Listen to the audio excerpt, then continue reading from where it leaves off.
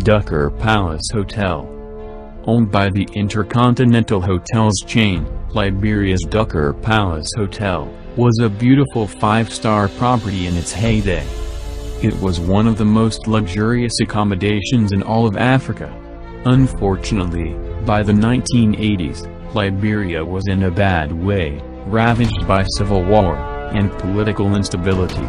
Intercontinental pulled the plug on the Ducker Palace in 1989, right before the government was again overthrown, and the president cannibalized. The hotel fell to ruin, and became a haven for homeless squatters.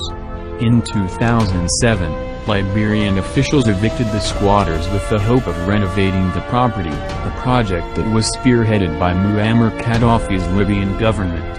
Unfortunately, Libya also descended into civil war, and Gaddafi was killed by a crown, so the Ducker Palace continues to decline. The darkened hallways are choked with garbage, and there is no running water. Railings have been torn from the stairs, and walking around the property is quite literally taking your life in your own hands. El Hotel del Salto. It was built during the Roaring '20s, on a cliffside overlooking the beautiful Tequendama Falls of Colombia. The Gothic French mansion was built as the residence of architect Carlos Arturo Tapias, but was soon repurposed as a hotel. Despite its beauty, its location dangling over a precipice made it a prime location for people to commit suicide.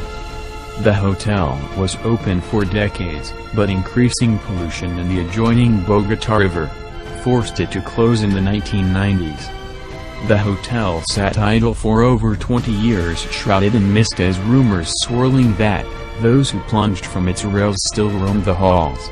In 2012, the property was reopened as the Tequendama Falls Museum of Biodiversity and Culture.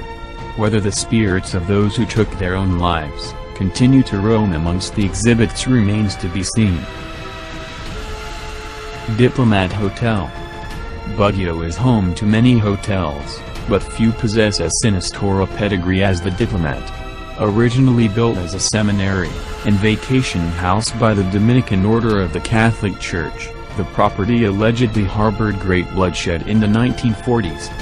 During World War II, there were tales of an invading Japanese army, who slaughtered refugees within the wall of the building, then later bombed it.